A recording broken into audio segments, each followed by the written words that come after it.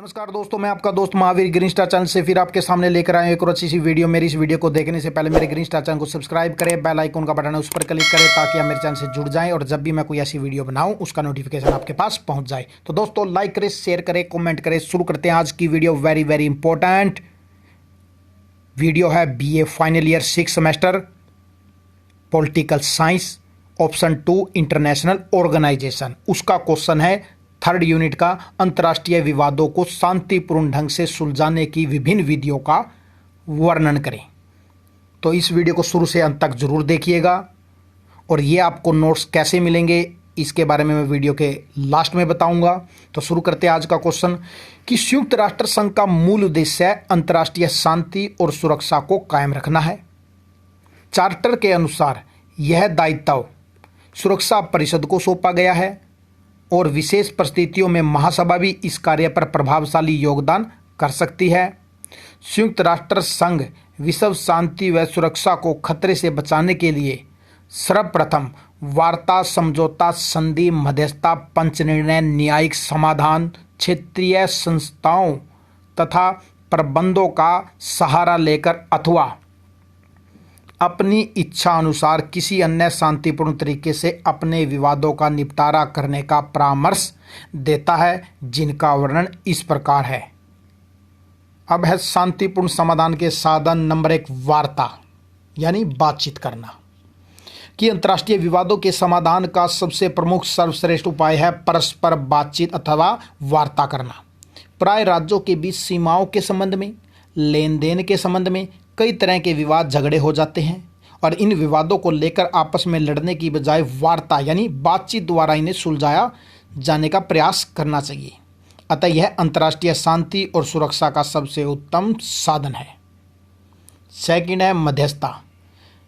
जब दो राज्यों के बीच समस्याओं के समाधान के लिए कोई तीसरा राज्य अपनी सेवाएं अर्पित करता है और दोनों की बातचीत करवाता है तथा स्वयं भी उसमें शामिल होता है और अपने सुझाव भी देता है, तो इसे मध्यस्थता कहते हैं। यह भी अंतर्राष्ट्रीय विवादों का शांतिपूर्ण एक साधन है। तीसरा पॉइंट है सत्सेवा। कि जब विवाद युक्त पक्ष समझौता वार्ता द्वारा अपने मतभेदों को सुलझा नहीं सकते या इस कार्य में असफल हो जाते हैं तो ऐसे में कोई तीसरा राज्य अपनी सेवाएं अर्पित करे और उन राज्यों के बीच बातचीत कराए तो इसे सत्सेवा कहते हैं। सत्सेवा करने वाले राज्य स्वयं बातचीत में शामिल नहीं होता, वह केवल दोनों पक्षों की वार्ता यानी बातचीत मेज पर ले जाता है और इस प्रकार सत्सेवा भी शांति लाने का एक उचित मार्ग है। चौथा है अंतर्राष्ट्रीय नियम व कानून। कि जिस प्रकार एक देश में शासन चलाने के लिए कुछ नियम व कानूनों का निर्माण किया जाता है, उसी प्रकार अंतर्राष्ट्रीय क्षेत्र में भी सभी राष्ट्रों के लिए कुछ कानूनों का निर्माण किया जाता है। इससे विश्व शांति बनी रहती है, जैसे सत्सेवा, जांच योग, पंच निर्णय, मध्यस्थता, अंतर्राष्ट्रीय कानून संस्थान इत्यादि। पांचवा पॉइंट है वाद विवाद।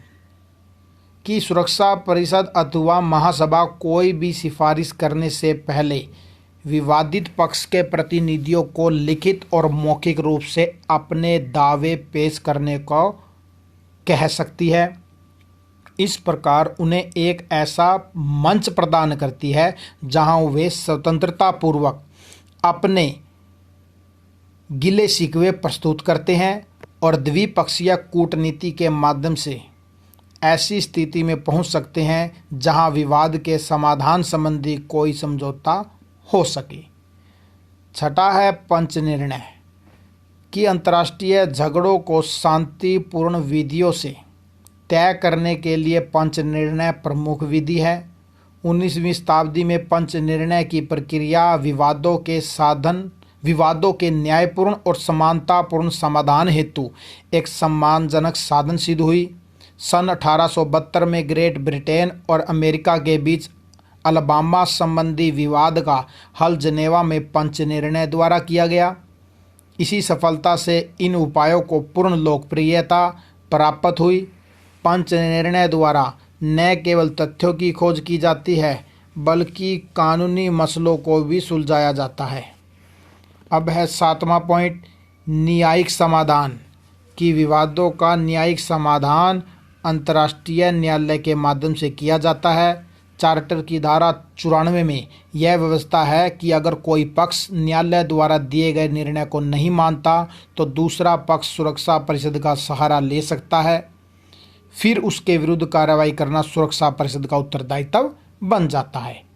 अंतर्राष्ट्रीय न्यायालय स्वयं कोई कार्रवाई तब तक नहीं करता जब तक कि सदस्य राज्य विवाद हल करने के लिए उसे सौंप न दे, लेकिन सदस्य राज्य द्वारा अंतर्राष्ट्रीय न्यायालय का निर्णय मानना उसके लिए अनिवार्य होगा, लेकिन परामर्शदात्री मामले में यह अनिवार्यता लागू नहीं होती। 8वां पॉइंट है अंतर्राष्ट्रीय संगठन। कि संपूर्ण विश्व प्रथम विश्व युद्ध और द्वितीय विश्व युद्ध के विनाश को झेल चुका है। विश्व में शांति की स्थापना के लिए द्वितीय विश्व युद्ध के पश्चात संयुक्त राष्ट्र संघ जैसे अंतर्राष्ट्रीय संगठनों की स्थापना की गई। ऐसा इसलिए किया गया ताकि विश्व में फिर से इस प्रकार के युद्ध न हो। वर्तमान समय में 193 देश संयुक्त राष्ट्र संघ के सदस्य हैं। इस प्रकार के संगठनों का ही प्रभाव है कि आज तक संपूर्ण संसार तीसरे विश्व युद्ध से बचा हुआ है। 9वां पॉइंट है सामूहिक सुरक्षा की भावना।